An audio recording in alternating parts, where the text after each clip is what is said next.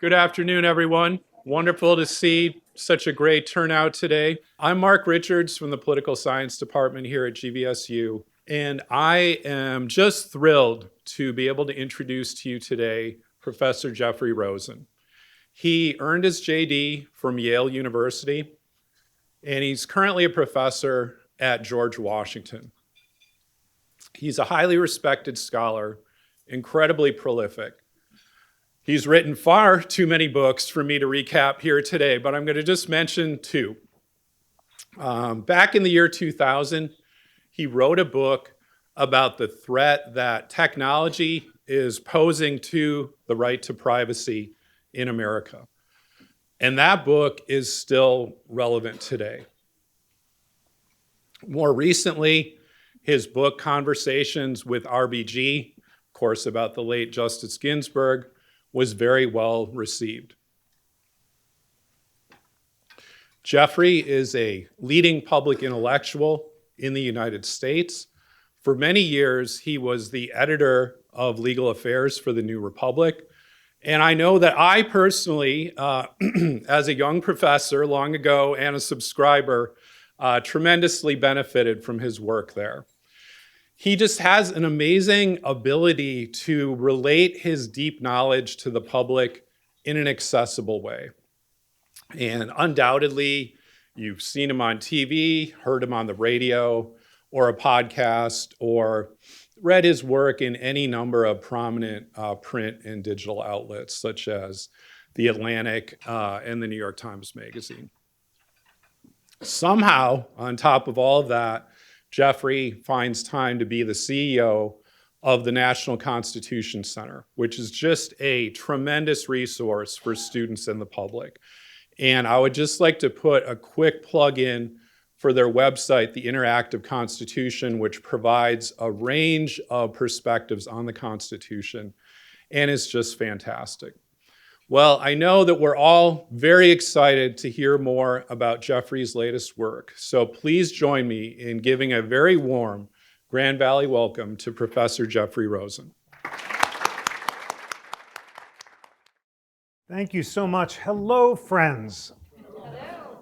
It is so wonderful to be here in Grand Rapids with this wonderful community of lifelong learners. We have here lovers of the Constitution from every age, high school students who I was so glad to meet, college students, and adults.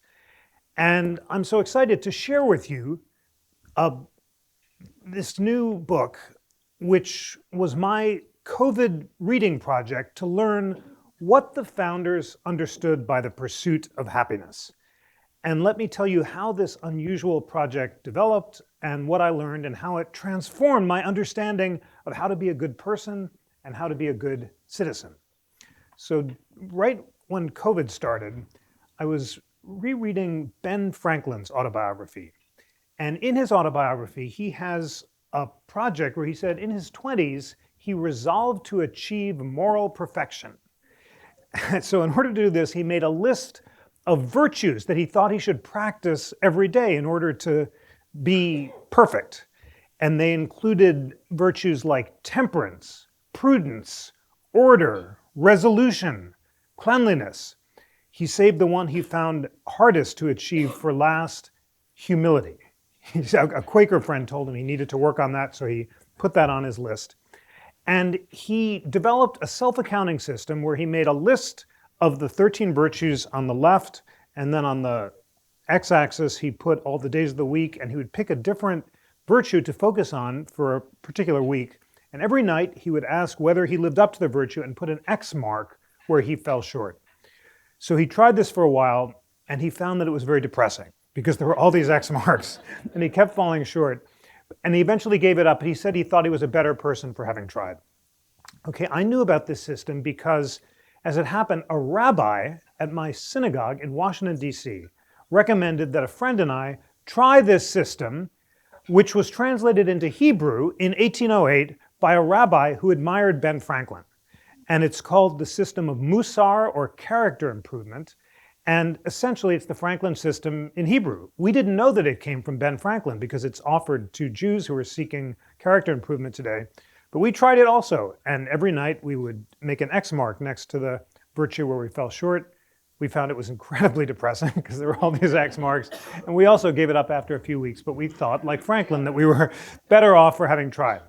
So here's the COVID tie-in. During COVID, I noticed that Franklin chose as a motto for his project a book by Cicero that I'd never heard of called the Tusculan Disputations, and it said, "Without virtue, happiness cannot be."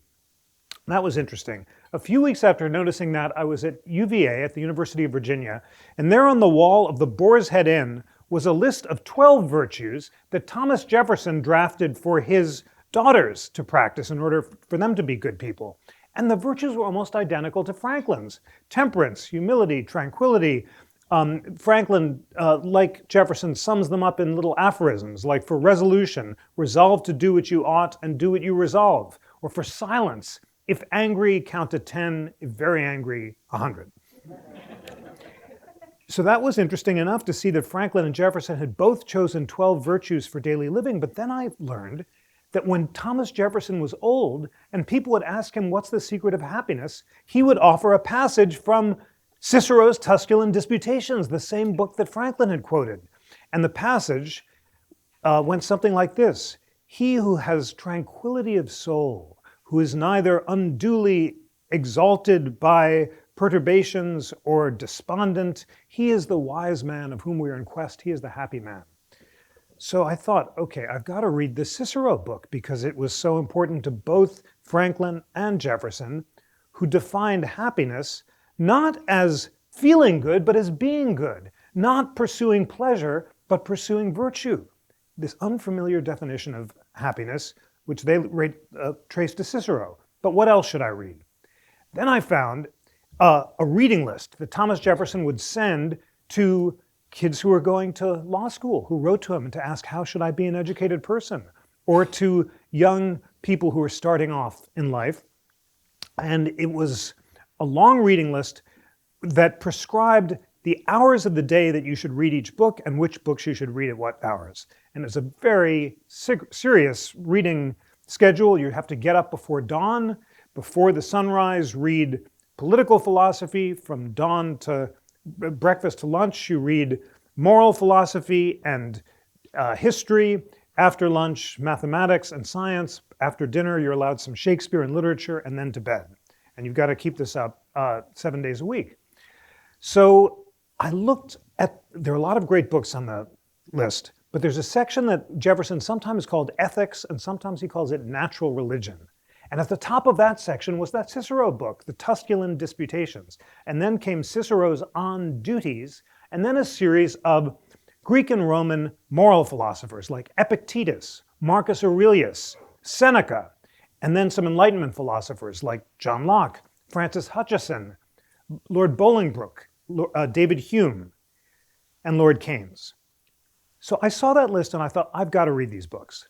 And the most amazing thing was that I'd never encountered them before.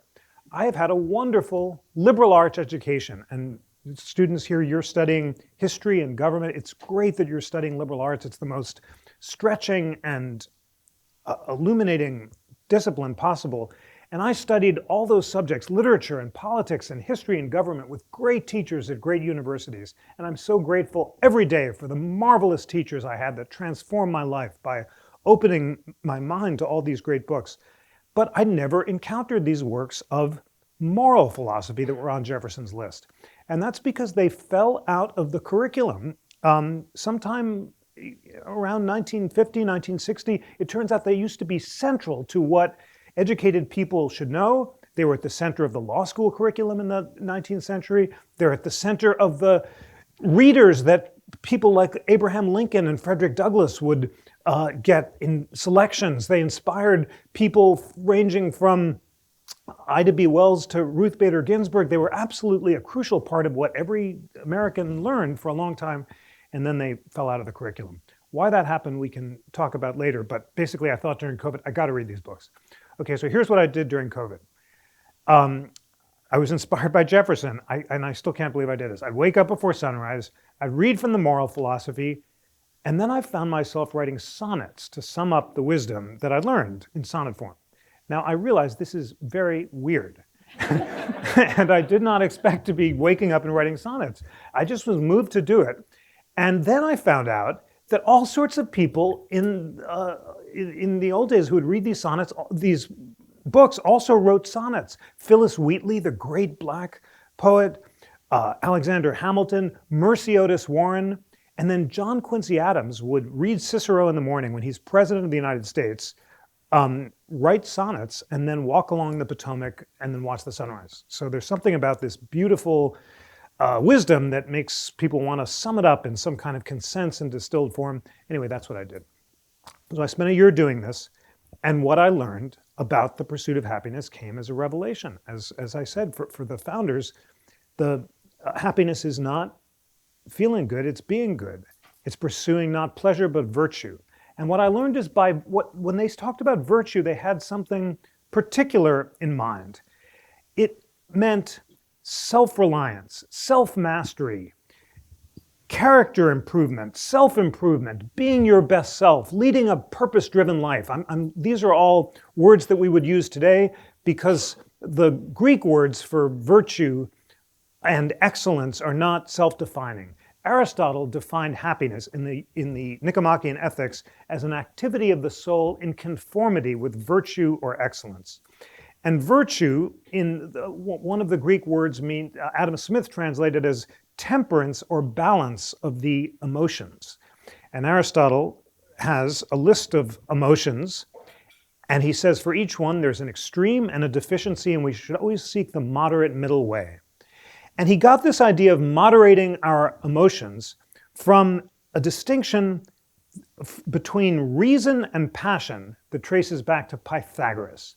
Now, I thought of Pythagoras as the guy who invented the triangle, and he also invented the harmonic system of triads and fifths. But in addition to all that, he was a great moral philosopher who lived on the Isle of Croton. He encouraged his disciples to first be good and then like gods. And they could live like gods by trying to achieve perfection, by moderation in eating and drinking, and by rigorous emotional self-management. And Pythagoras introduces this distinction between reason, or logos, and pathos, or passion. Pathos is a synonym for emotion. He locates reason in the head and pathos in the heart. And then Plato adds that we have desire in the stomach. And taking the Pythagorean distinction, Plato says we have to use our powers of reason to align our powers of emotion and desire like a charioteer so that the horses all pull in the same direction. And that idea that virtue, which is happiness, consists in tranquility of the soul or balance, is expressed by Cicero in his book on grief. It turns out that Tusculan Disputation book that started me on this project is a book about how to deal with sorrow and grief. Isn't that amazing that for Jefferson, the main textbook on happiness is actually a textbook on grief? And the way that you deal with grief, as with all challenges in life, is to avoid the perturbations of the mind that distract you from productive work and connecting to others. Anger, jealousy, and fear are all unproductive, and we have to master them so we can achieve the temperance, prudence, courage, and justice that the classical people said were the four classical virtues. So there they are: temperance, prudence, fortitude, and justice. And now we have a sense of how it was that for the founders, happiness consists in this kind of self-control and character improvement. Today we use terms like emotional intelligence or being your best self. But it is really striking how central this was to the framers' conception of the pursuit of happiness. And then I decided to read the documents that the framers themselves relied on that contained the phrase, the pursuit of happiness. And it's so exciting to do this research now because all the documents are online. And it just blows my mind that I was able, sitting on my couch at home, to get the actual copies of the books that the framers read with their own margin notes, or free or really cheap copies of the primary text. And using word search, I just looked for The Pursuit of Happiness, and it was everywhere. It was in the ancient philosophy, the translation of Seneca. It was in the Christian thinkers like Wurzeln and Tillotson. These are the most popular preachers of their day who are channeling it through a Christian lens. It's in Blackstone. It is in the civic Republican pamphleteers of the revolution like Cato's letters. Far from being some obscure hidden meaning of happiness, this is absolutely central to the moral understanding of the framers. So that was exciting. And then the point of the book is to see how did the framers apply this wisdom in their lives. And the book focuses on different framers and different virtues. And it really transformed the way I thought about the founders in many ways. The first thing that's so striking is they talked constantly about their anxieties, their insecurities, their efforts to overcome their own perturbations of the mind, and their sense that they weren't doing enough. In some ways, for me, the most admirable of all of them is John Quincy Adams.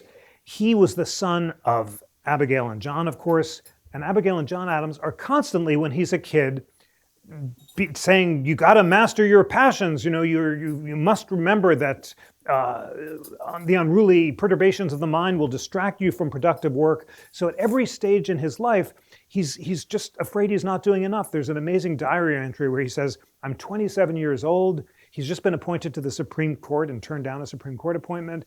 He's minister to St. Petersburg, and he says, I'm 27 years old. I haven't achieved anything.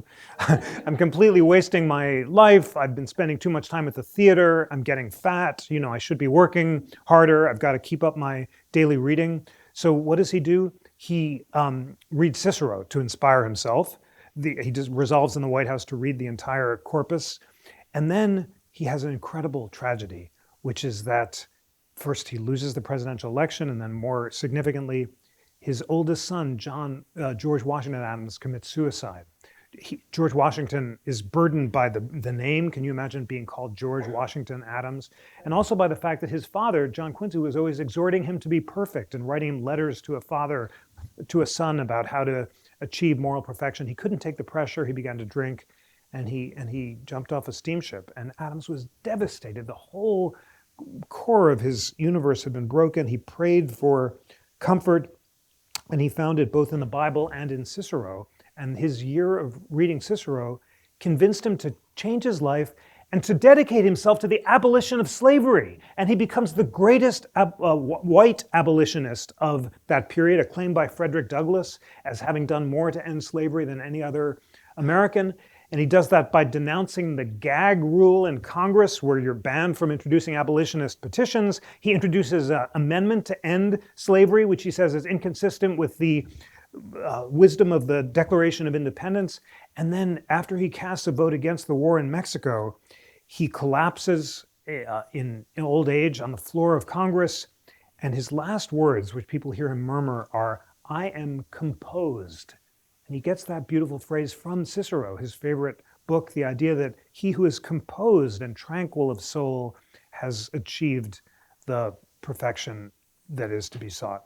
It's an extraordinarily moving and impressive example of living this ideal of self-mastery, and Adams embodies it. Now, his fight against slavery raises a crucially important question. What about slavery? All of these founders who say that they are devoted to living a virtuous life, several of them were enslavers. In particular, Jefferson, Madison, George Mason, and George Washington, all the enslavers from Virginia. How did they reconcile their allegiance to virtue with their benefiting from a system of slavery? And what struck me in doing the reading is that they didn't even try. There's a remarkable passage from Patrick Henry, who is just given his "Give me liberty or give me death" speech, which Jefferson hears, quoting from Cato's letters, where he says, I'd rather be enslaved than give up my opposition to Britain. And then he says, how is it possible that I myself, who am so opposed to slavery, myself own slaves? I will not justify it. I will not attempt to. It is simple avarice. I cannot do with the inconvenience of living without them. Avarice, the Greek, the Latin word for greed, the opposite of frugality and self-mastery and industry. And Henry recognized that he just liked the lifestyle and didn't want to give it up.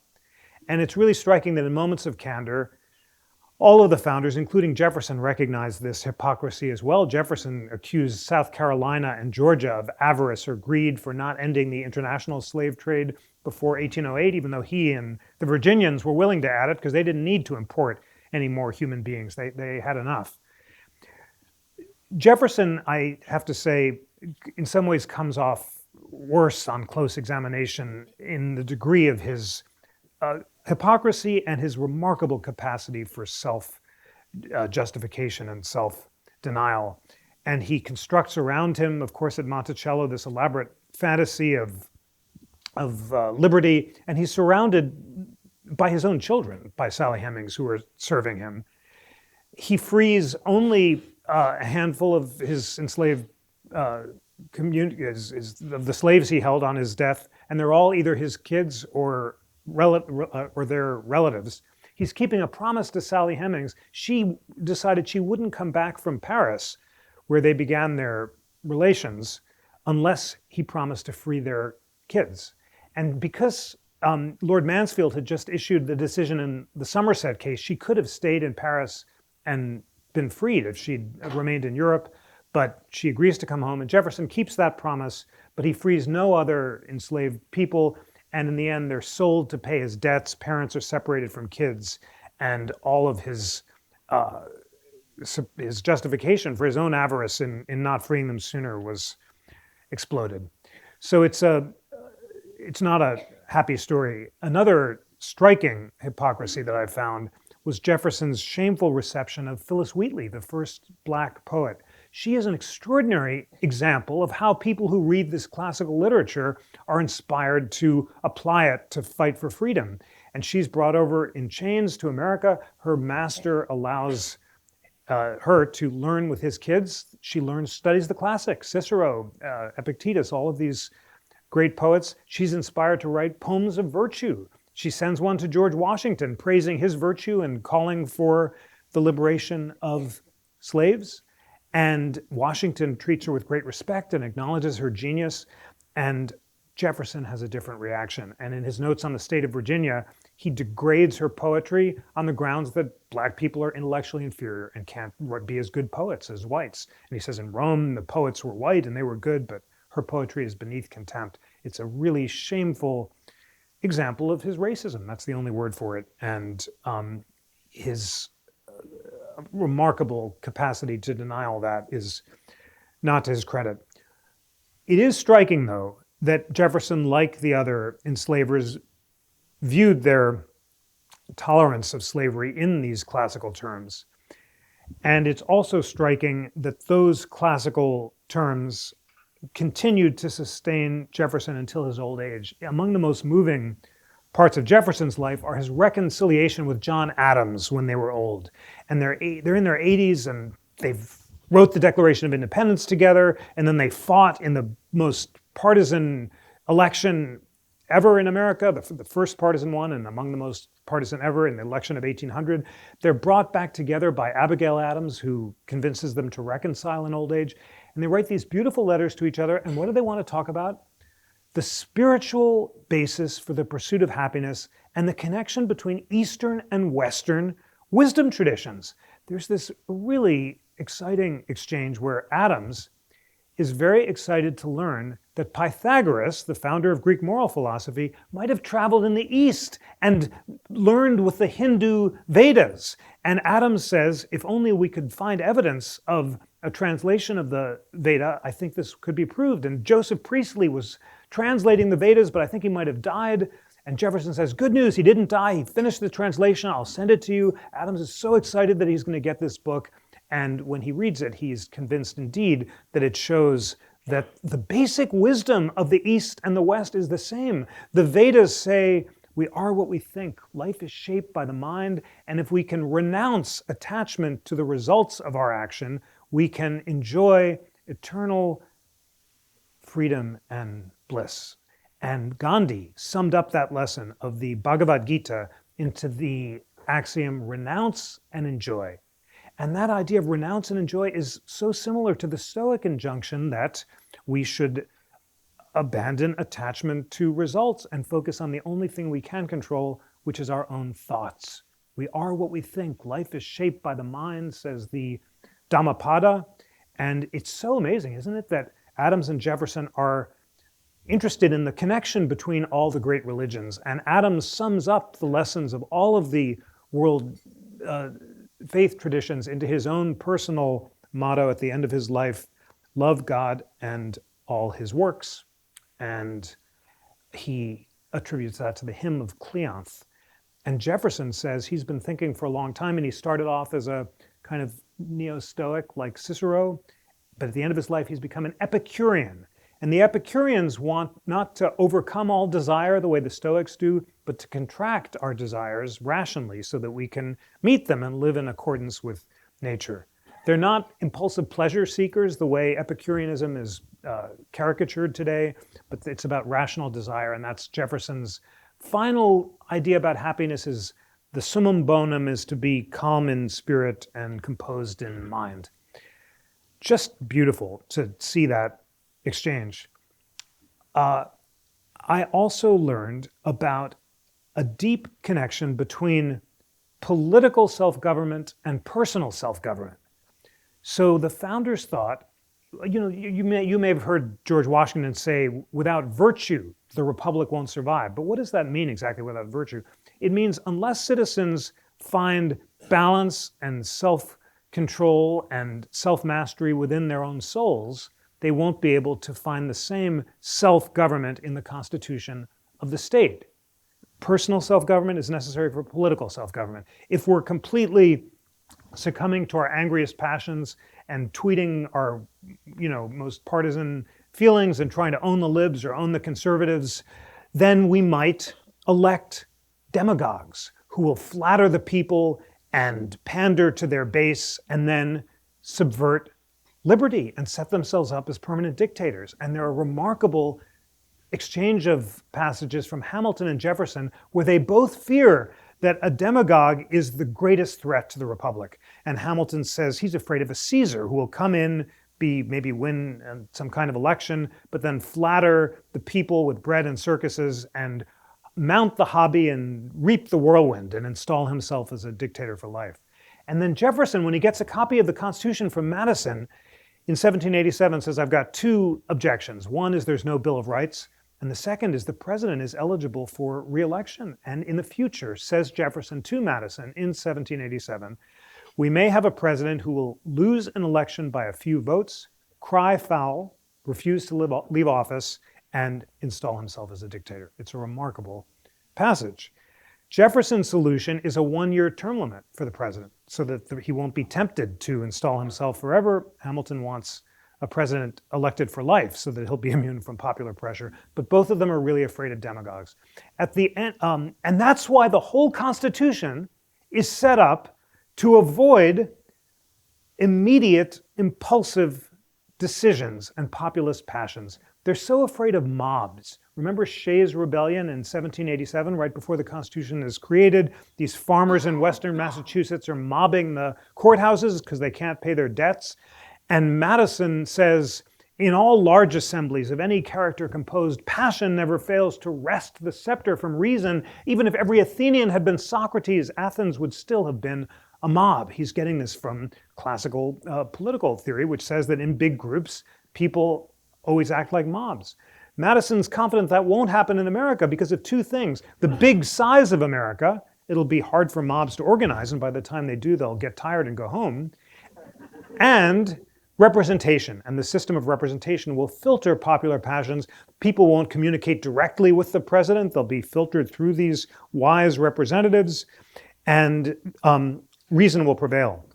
And then Madison also has faith in media technology, and he's really excited by this new invention, the broadside press. And he says that once citizens can read complicated arguments like the Federalist Papers in the newspapers, they can discuss them with their representatives, and they can be enlightened by a class of journalists he calls the literati, and slowly reason will diffuse across the land. All right, this, friends, obviously sounds very different than the age of Instagram and X, or whatever it's called, and Facebook. And it's a very serious question about the future of our republic, what to do in a world where posts based on passion travel further and faster than those based on reason, where people have an incentive to pander to their most mobilized bases, and all of the speed bumps and roadblocks that the framers set up to prevent impulsive decision making are being eroded by geographic self-sorting and by technology. And what to do most seriously when citizens aren't taking the time to read. So much of the hope that the framers had for virtue and self-mastery was premised on the idea of self-improvement and self-education, and the idea that people had an opportunity and, in some sense, a duty, an obligation to read the primary sources, discuss them in their schools and coffee houses, and make up their own minds. It is so important that everyone make up their own mind, and you can't speak as they will and think as they speak, and you can't command anyone else to say what to think, and that's the point of the First Amendment. And it is urgently important that people take the time to educate themselves. So we have a very serious set of challenges ahead. The great political polarization that is more serious than at any time since the Civil War. These new social media technologies that are so distracting all of us and addicting us and making it so hard to be guided by reason rather than passion. And the fact that so many people are not doing deep reading anymore. But I want to have a conversation with you now about this. But if the social media technologies are a great threat to the framers' hope of reason over passion and self-mastery, they also represent a great grounds for hope. I told you, it still just blows my mind that I was able to read all of these wonderful books just sitting at home. And when I was a kid, I went with my mom to the Library of Congress in Washington, D.C. And if you guys haven't gone yet, please, when you go to Washington, D.C., go to the beautiful Thomas Jefferson building. I think it's the most beautiful building in D.C. And I was with my mom in the Thomas Jefferson building and just filled with wonder at the thought that all the books in the world are in that beautiful space. Well, now all the books in the world are on my Kindle. I mean, they're right here. And I was able to sit on my couch and read, have my whole world changed by reading them. And all I need to do is take the time to read them.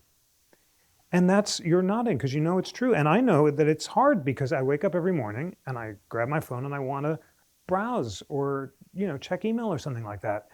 So the one takeaway that I got from this really fulfilling reading project is the habits of reading. That's what the framers recognized, that the habits of industry, which was the one virtue that they consistently practiced, it's not some big resolution or something it's just the daily schedules that they all made, and they set aside time for deep reading. So now, I still wake up and I'm just not allowed to browse before 8.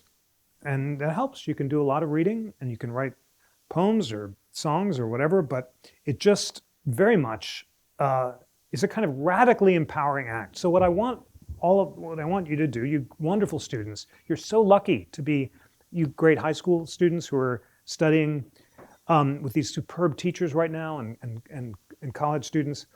You're learning to be lifelong readers, and this is a superpower, and you've got to keep it up. And you must read the primary sources. Don't let anyone tell you what to think. Just go back and read those primary texts. You can get them online, but just be strict with yourself and make sure you're reading every day. And what I mean by reading is real books, not browsing. You know what reading is.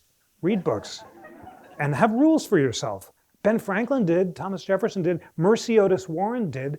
Phyllis Wheatley, and it's brought over in chains, enslaved. All she wanted to do was read. Here's the most inspiring story of all. Frederick Douglass is enslaved, and his mistress, the woman who owns him supposedly, starts to teach him how to read. And then the wicked master forbids him from being taught how to read because he says if he learns how to read, then he's going to want freedom. And Douglas experiences this as a crushing blow. It's almost worse than the physical shackles that constrained him. The attempt to shackle his mind struck him with overwhelming anger and sadness. So he resolved to learn how to read on his own. He goes onto the streets of Baltimore and he teaches, he buys reading lessons in bread. He gives some bread to the guys on the streets of Baltimore and has them teach him how to read. And then he buys with bread a book called The Columbian Orator.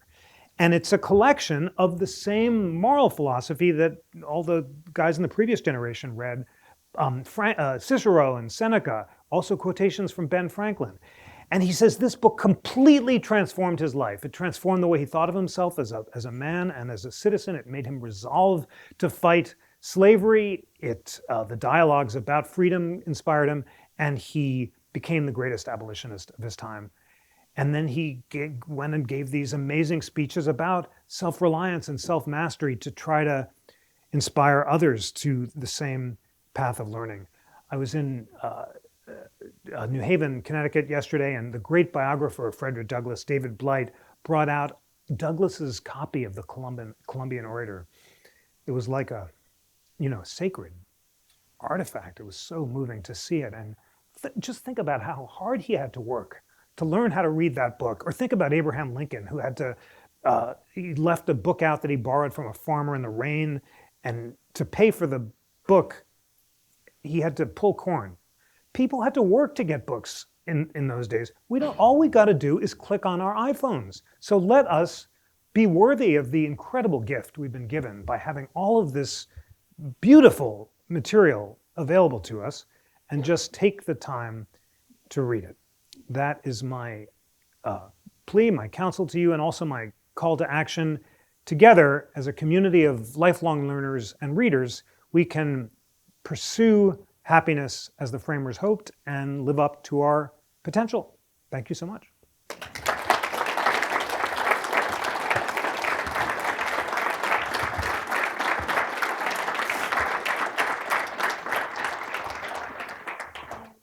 We have a few questions in the crowd. If you do have one, I should turn the microphone on, and that might help with questions. If you have a question, please raise your hand. Brent has a microphone. I have one, and we will pop right over. Right here.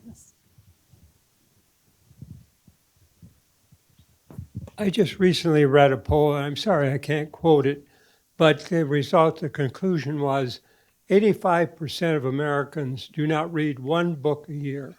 How do you feel about that?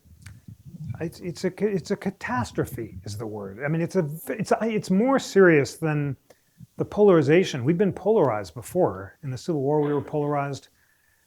But I must say that the level of constitutional debate during the Civil War was very high. I've been reading the Webster-Haynes debates about the scope of federal power. Elon knows them. I mean, they're quoting Banquo's Ghost and Shakespeare and Milton, and it's just extraordinarily literate. And then John Quincy Adams and Martin Van Buren has this great book about the history of party politics. My sense is that the standard of debate has been just very high throughout American history, well into the 20th century. Why is it so low? Well, one reason is that there's an impulse to pander to the lowest common denominator, so people don't feel empowered to make complicated arguments. But another is just that statistic that people aren't reading books. Now, but you know what's so important? This was the question that the founders didn't know whether the Republic was going to succeed over. Jefferson thinks it's only going to work if we have widespread education and large groups of people are moved to improve their minds. And if there's any silver lining, it's that the technologies, in addition to making the books universally available for free, also allow for great learning materials. And the Constitution Center, you know, as you heard in the introduction, the interactive Constitution is getting 70 million hits. It's among the most Googled constitutions in the world. We have free online founders library with all the books that inspired the founders and videos and so forth. So there's the capacity to reach numbers that never existed before, but the central challenge, as you just said, is the need to read. And Mr. Rosen, over here. hi. Thank you for taking time to speak with us, and I humbly accept your call to action, starting with page 1 of your book. Great, thank you. But really quick, so I'm trying to understand, is there a difference between the pursuit of happiness or the pursuit for happiness? Great And, question. and if that were a change, would that have an impact on how we conceptualize this whole idea of the pursuit, happiness, for, of, etc.? That's so interesting. What a good preposition to focus on. So it's really important that all the old texts all use the pursuit of happiness, because for them, the happiness or the virtuous quest is in the pursuit. Happiness is not something to be obtained, but pursued. And that's because happiness itself is self-improvement, character improvement.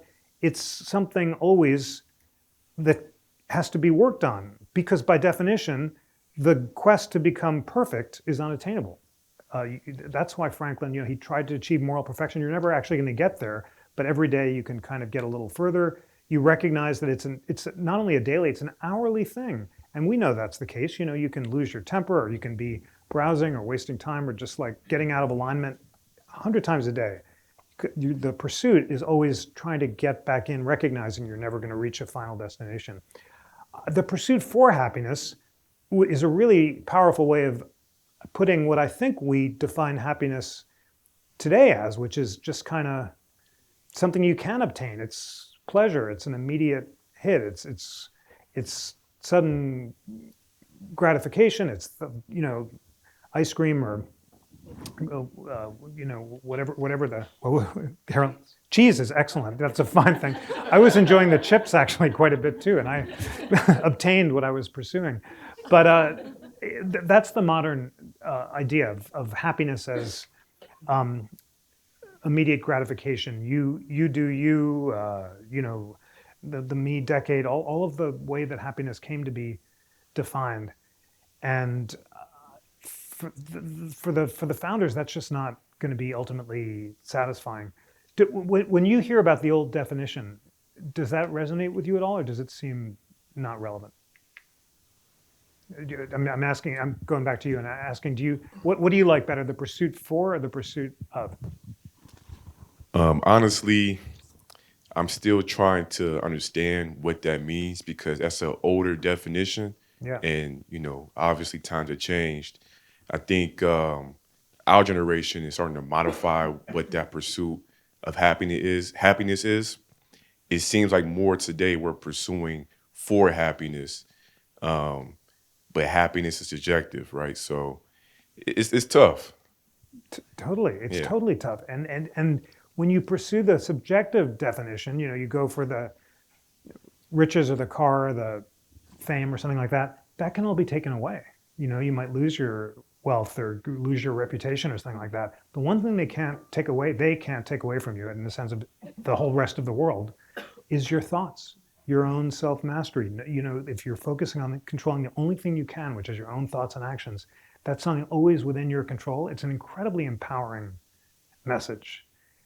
That's why the Stoics, a lot of people are finding really empowering. If you want to check them out, start with Marcus Aurelius. His Meditations get a good modern translation. It's very, very empowering, because it kind of gives you all the resources you need within yourself. Thank you. Thank you. I think we have one over here. In juxtaposing John Quincy Adams from a Jefferson or a Henry, both or all of whom you suggest were readers, the action of understanding the virtues, but chose ultimately different directions or a rationalization against a portion of that virtue. What seems to you to be the reasons for that? Why is it that a John Quincy Adams ultimately chose for the result of that pursuit of happiness and the virtue to take him in one direction, while a Henry or a Jefferson rationalized away that virtue? How do we pursue happiness and get beyond rationalizing away other things? I mean, that's a great question. I think the answer is just that Patrick Henry and Thomas Jefferson really liked the lifestyle of slavery. And John Quincy Adams, as it happened, didn't rely on an enslaved population. So you could say, okay, it's easier for him because he didn't have slaves. But the point is that the fact that they couldn't give up this vice, that's the only, I mean, this grotesque vice that's literally the antithesis of the entire philosophy, avarice, luxury, indolence, the opposite of frugality and self-mastery and stuff like that. If you can't give it up when it actually matters, then what's the good of the philosophy? It does make me think, as I said, the one virtue they all practiced was industry, because that was kind of in their control. They kept writing and learning. But it's sobering that when something is really inconvenient to give up, to use Patrick Henry's that's not a powerful adjective. I know it's immoral, I just find it inconvenient to give it up. If you can't practice the virtue when it's inconvenient, then what really is the virtue worth? Oh, I have a question. yes. This goes back to your conversation about reading. You had mentioned about a legacy of rich debate. Recently, I heard someone speak about the necessary skill, the necessary capability of critical thinking.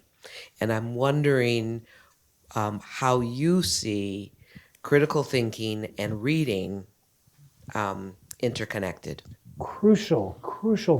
The point of reading is to open your mind to differing points of view so that you can make up your own mind. And unless you can evaluate diverse perspectives and be open to the possibility of changing your mind, then you're not thinking for yourself. And that's why, so Madison wants civic education for two reasons. Most of them identify these two reasons. First, you got to know liberty so you can defend it. So when the demagogue comes in, you're going to stop it. That's very important. That was the whole point of the revolution.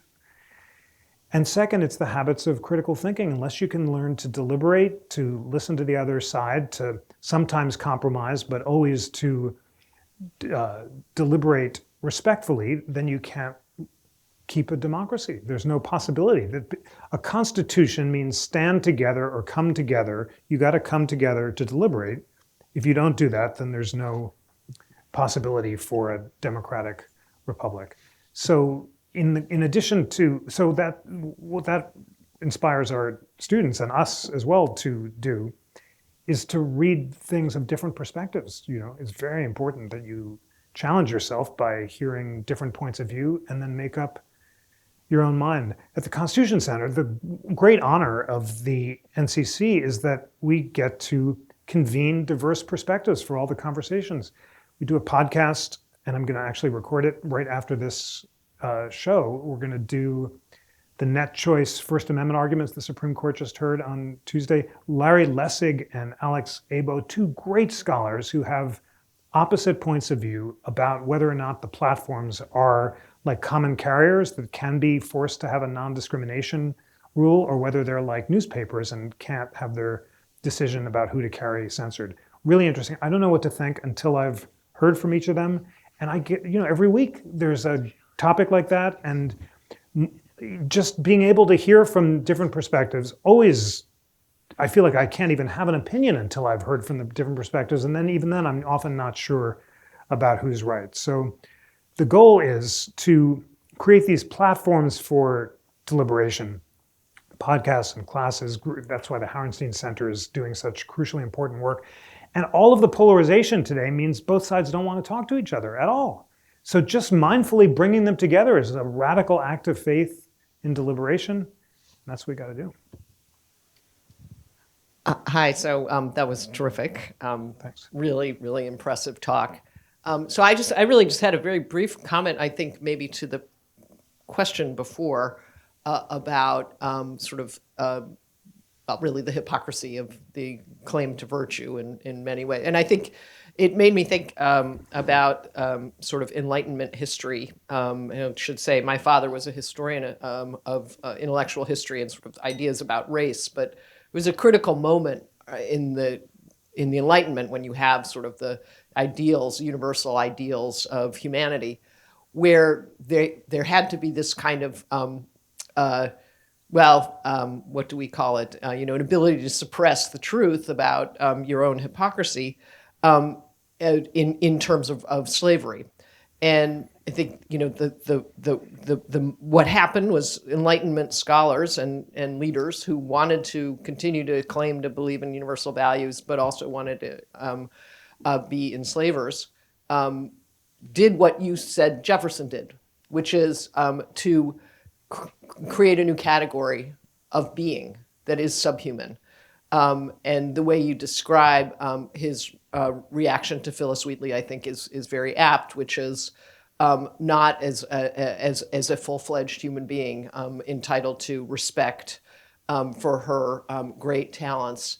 And in doing so, he obviously misread Roman history because slavery in the Roman Empire was not a status based on your identity, but a status based on whether you were somebody who was captured at war, and people could become free by earning enough money and buying their freedom. And so it was a very different concept of slavery was a product of conflict, but not a product of somebody's innate being. And so I just wanted to say I think that's a really important aspect of how they were able to reconcile these two views was essentially by playing this little game, or not a game, I mean a very serious labeling of a group of people as not worthy of the Enlightenment values. Yes, it's very, you put it very well, and it's very striking how these great Enlightenment figures justified slavery. And Jefferson doesn't, he says, I suspect that black people are intellectually inferior, but I'd like to be proved wrong. He's kind of embarrassed by his racism. But that really calcifies after the, in the antebellum period, where people like Calhoun and those who are trying to defend slavery and secession develop a theory that black people just are not entitled to natural rights at all, and that they're excluded from the promise of the Declaration, and that slavery is a positive good that they actually need to. So it becomes hardened. And at the time of it's significant that at the time of the framing, no significant framers defended slavery or denied its immorality, although they began to develop the categories that you did. So it's important to teach this. There's no, I guess I would say this. For me, learning about how the founders dealt with their hypocrisy on slavery, far from discredited the Enlightenment ideals, made it all the more important to defend it. It's really important that Wheatley and David Walker and Frederick Douglass and Ida B. Wells embraced the promise of the Declaration and called on America to live up to its best ideals. And it's so important that Dr. King on the Mall called the Declaration a promissory note and said that the arc of justice bends upward, and called on America to live up to its ideals rather than betraying them. This is a time when the American idea embodied in the Declaration is under siege from the left and the right. And some people question whether the ideals of liberty and equality and democracy are still worth embracing. And for me, the history shows that they're urgently important to embrace. They're glorious liberation documents that inspired all of these freedom fighters throughout history to embrace these values and make them our own. Today's actually helped me sort of reframe some of my own thinking. It always seemed, at least as we've been teaching students, We have folks who have joined us Okay. online, so Can you hear using a this? mic is great. Thank you. I've had to reframe the thinking because up until now, the teaching's always been, well, at least at the high school level, amongst the teacher cadre that I've been around, has been the pursuit of happiness was that pursuit of property. But the way you're describing it and the way you are showing the framers are thinking about it is that it's about virtue and morality. So when you look at the Constitution, it says that pursuit of happiness. It's not that pursuit of property, it's that pursuit of us being able to attain our most virtuous self. And when I hear the young gentleman over there talk about the preposition, I'm always telling my students that words matter. And when you say the pursuit of happiness, it gives the connotation that happiness already exists. You need to be part of it, as opposed to pursuit for happiness, where you need to go get it. You need to live a virtuous life. You need to be the one who takes control of that. But if it's being put in the Constitution that we're supposed to have the opportunity for that pursuit of happiness, it means that morality already exists.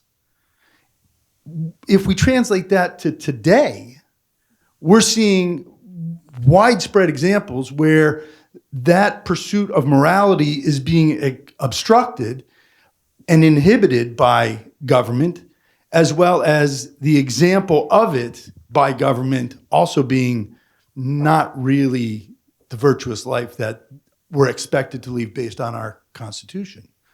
What would be your reaction then?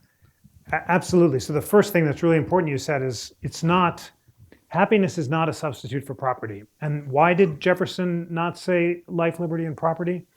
Because property, unlike happiness, is an alienable natural right. It's a technical thing, but it's important.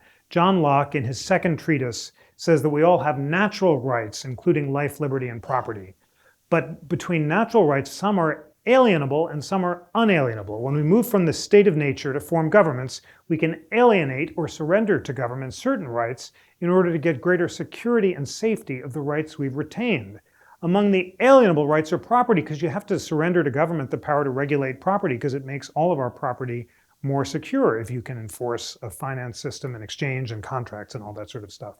By contrast, happiness is unalienable because happiness is based in reason. And I can't alienate to you or to government the power to tell me what to think. I can't entirely control my own thoughts. They're the product of my reason. We can't command ourselves or anyone else to tell us what to think. It's the shining faith in reason which makes freedom of conscience an unalienable right, and happiness itself is the pursuit of our free conscience in the goal of achieving self-mastery. Not intuitive, but that's helped me understand why Jefferson was being quite mindful in not calling property an unalienable right. Then you say, well, what to do about, this world where government can both violate the effort to lead a moral life, or others can try to impose their moral values on us. For me, it's helpful when you think about virtue, remember it's individual self-mastery and the power and responsibility to think as we will and speak as we think, to follow industriously the ordinary occupations of life so that we can be our best self. But it's really about emotional self-government. So it's ultimately up to us every moment of the day whether we can achieve that balance in our own souls. And to the degree that government's trying to upset that balance by telling us what to think, by infringing our speech, or by putting barriers in our path, they are violating our rights. Oh, so sorry.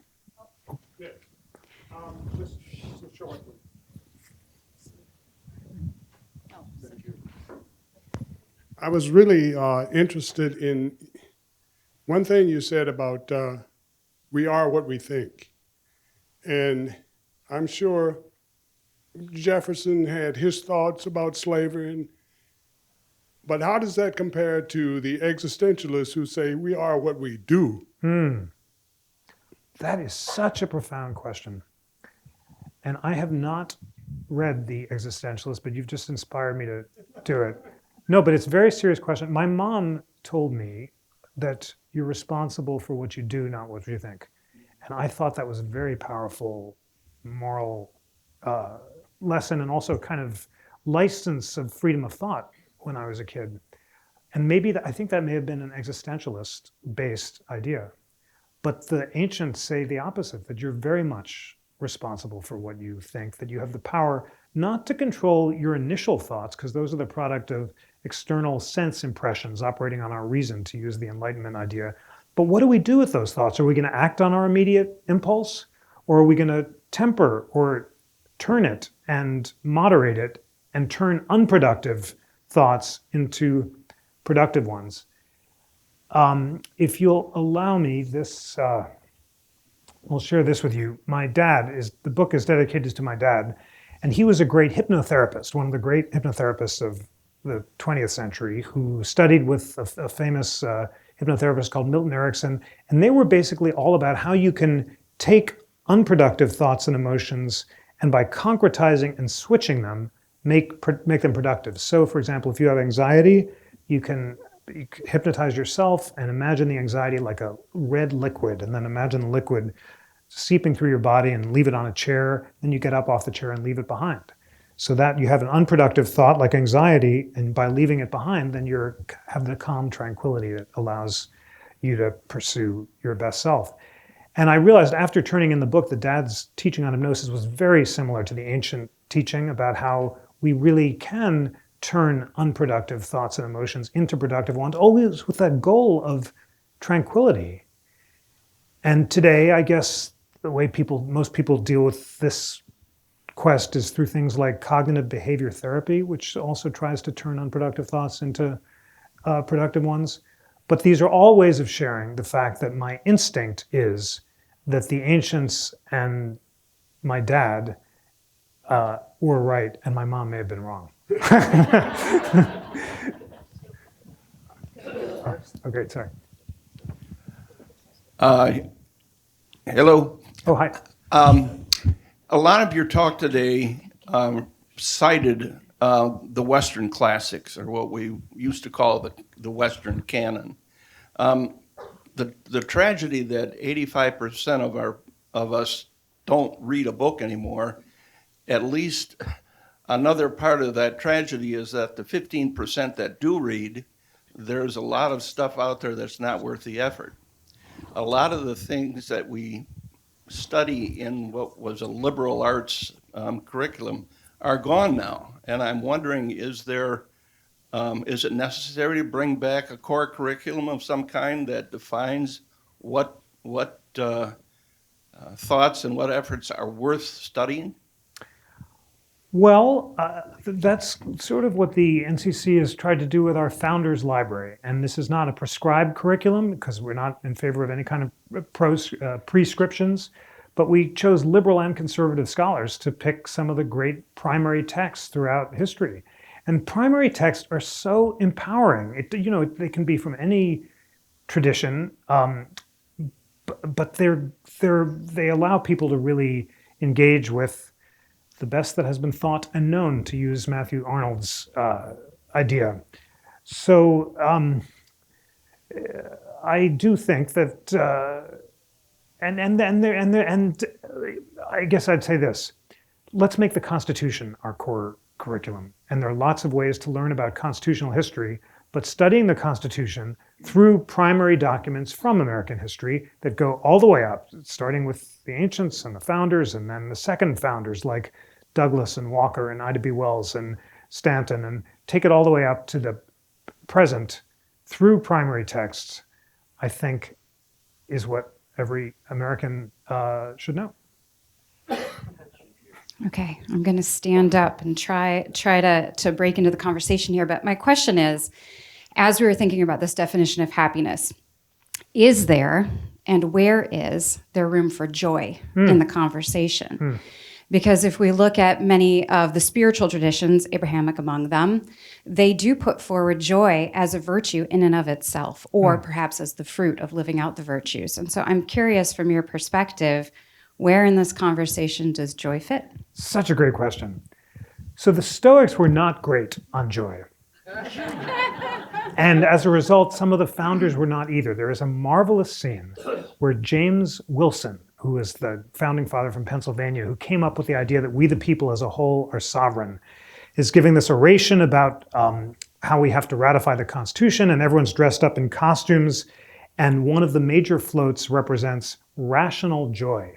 This is the Stoic ideal, and I think it's like some temple, and they're soberly kind of smiling slightly, but not being too exuberant, so that they can. And this is the amazing thing: the citizens of Philadelphia are watching in silence, so that they can embody this idea of rational joy. They don't want to be unduly exuberant or, wanton exultation. The idea of wanton exultation is not like a barrel of laughs. So, however, joy need not be romantic excess or Bacchus rather than Apollo, or bacchanalian indulgence. That's a romantic idea that joy has to be excessive. The beauty of the ancient wisdom in any tradition is that we can align with the divine, and that itself is joy. And we do that often through music and art. It's a great way to experience joy. And great music and great art is itself a merging with the divine that gives us a feeling of an experience of joy. And it's very important not to confuse this pursuit of happiness with grim, industrious labor. The Greeks have this idea of leisure, and leisure is the time outside of your employment where you can cultivate your faculties of reason and passion and elevate yourself. And when Louis Brandeis learns that the Greek word for leisure is unemployment, he says, what a happy land that is, a scoli.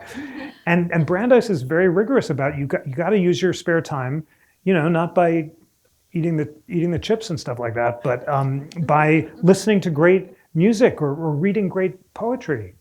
And art and music it's so important, and it's also feels so good too. And John Adams says to John Quincy Adams, "You're never alone when you have a poet in your pocket." Isn't that beautiful? And now we've got all the poets of the world right here, and we just read them and can experience rational and sometimes even immoderate joy. We're monopolizing the mic here at the front table. One quick comment on the hypocrisy conversation between you and Caroline, so you can all see what you're going to get a taste of tonight when the three of us are in conversation. And then I have a short, fun question and a more serious question, and hopefully I won't get disinvited for asking too many things. On the That's a lot of questions, Elon. You can pick one. So on the hypocrisy point, something that I often tell my students when we're talking about the founding, and this goes back to Caroline's point about the Enlightenment. There's a nice saying that I really like, which is, hypocrisy is the tribute that vice pays to virtue. In other words, hypocrisy only has salience as a criticism if you have established some principle against which you are a hypocrite. It's much worse if there's no principle at all, or if there are bad principles, right? And so Senator Robert Hunter of Virginia in 1860 got up on the Senate floor and said, we no longer believe what our founding fathers did, what the leading men of Virginia believed, Monroe, Madison, Jefferson, Washington. They believed slavery was an evil to be extirpated, though they were hypocrites about it. We now believe slavery to be a positive good, the George Fitzhugh Calhoun theory that you mentioned. So that is just something to think about. My fun question is, do you think with less grade inflation, students would be encouraged to read more? And so that's to all the students out here who are about to go to college, because I was on Twitter for 90 seconds, I swear, this morning, just 90 seconds, and there was a story in the Harvard, but I was after 8. The Harvard Crimson just published a story by a student where they basically said, look, no one does the reading anymore because we all get A's, no matter what. And so we try to outshine each other through some other mechanism. So that's a fun question. The more serious question, really, really short, is, did the founders actually believe that virtue would be required for this system of government to perpetuate? After all, Madison and the Federalist says the system of checks and balances is created so that ambition can counteract ambition. They knew mankind was depraved. Yes, we have the capacity for self-government, but they didn't expect us all to be saints, did they? I mean, their system could still work without all of that. Absolutely. 3 great points. The first, Elon's book about Reconstruction is definitive and based all on primary sources, so read it. And the stunning switch to viewing slavery as a positive good is really striking. about people not reading and grade inflation, it's a broader problem, obviously, that people aren't reading before they go to college. We're just getting out of the habits of reading because of these screens. For what it's worth, I've tried a new approach in con law that we call slow con law, and we're just reading the decisions out loud in my con law class, both the majority opinions and the dissents. And it's very empowering, and you get the vibe of the decision, if I can use that word, in a way that you don't if you don't read the whole thing. And also it solves the problem of people not reading, because we're all reading together, and you don't even have to read before class because we do it together. And there's something about, I'm very big on reading out loud text, so that's one solution.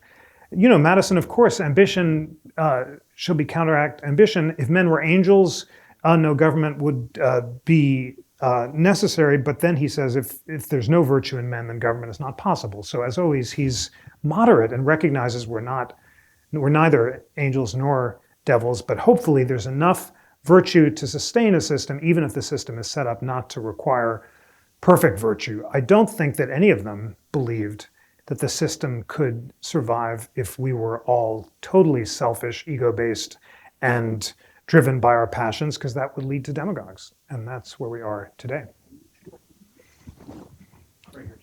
Oh, so sorry. Hello. Hi.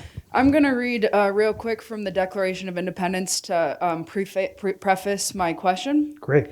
It says, "We hold these truths to be self-evident, that all men are created equal, that they are endowed by their Creator with certain unalienable rights, that among these are life, liberty, and the pursuit of happiness." So my question relates to life and the Native Americans and how that piece fits into this Constitution, as the genocide was ongoing then and still is today, and also why that piece of the Native Americans always fails to be mentioned in settings like this. Crucial question. Thank you, first of all, for reading the text, which is so grounding and inspiring. My next book is about how the debate between Hamilton and Jefferson has defined all of our constitutional history, and I'm just up to the Jackson section, and I'm just reading the primary sources. As with Jefferson, it's shocking. The hypocrisy is even worse than I would have thought, and the complete betrayal of the Native Americans, and through Indian removal, as it was called, and his willingness to defy federal authority, including the authority of the Supreme Court, so that he could wreak this policy, is shocking, is the only word. And it's so striking. It also represents a total betrayal of Jackson's general strict construction and state rights policy. And it just is another example of how, for a policy that he really cared about, he thought that it was necessary to, he believed it was, wrongly, that it was in the Native Americans' best interest, and also that it was necessary to expand the country and protect white people. He was willing to betray his principles. It's another, that's why it's so important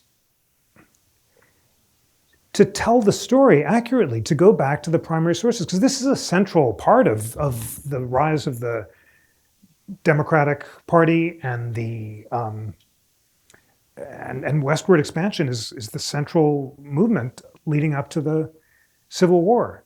It's a shame. It's a stain on liberty, which is like that of slavery, and it's important to tell the story and attempt to make amends.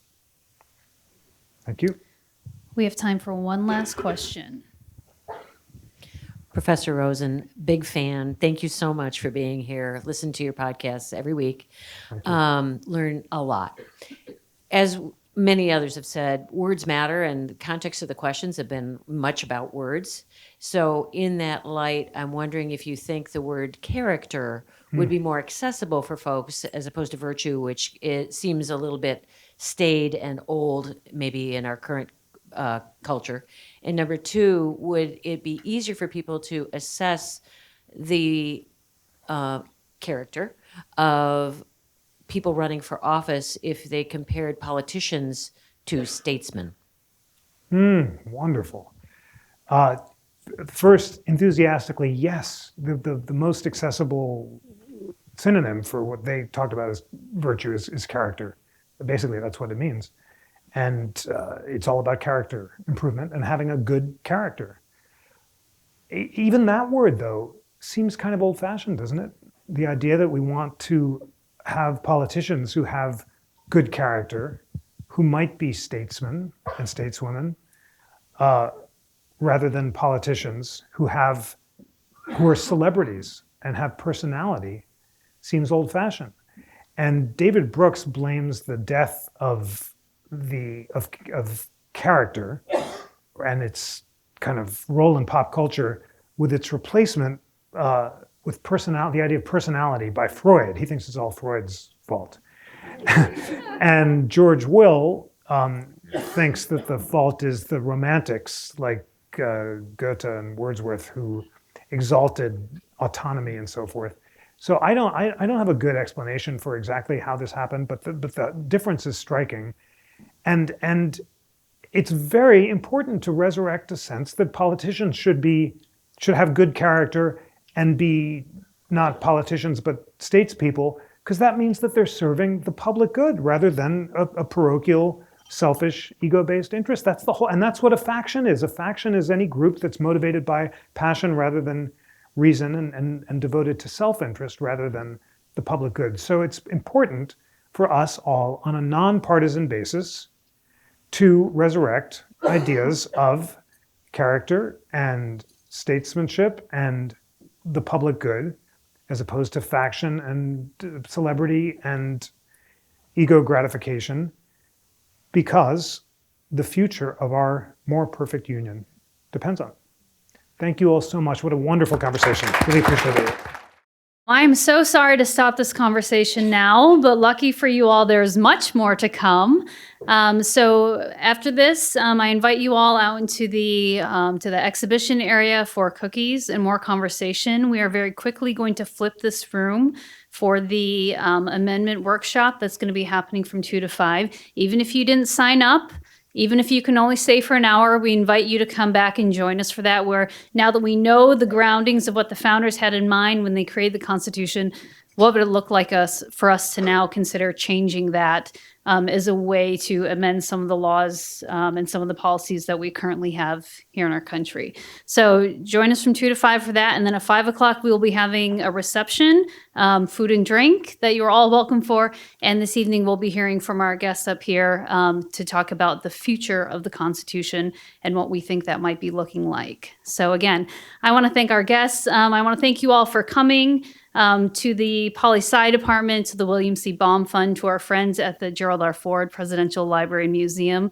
We're so grateful that we can have these kinds of conversations, that we can be challenged to think in these sorts of ways as we all figure out what it means to be an empowered citizen and how we can show up better in the world.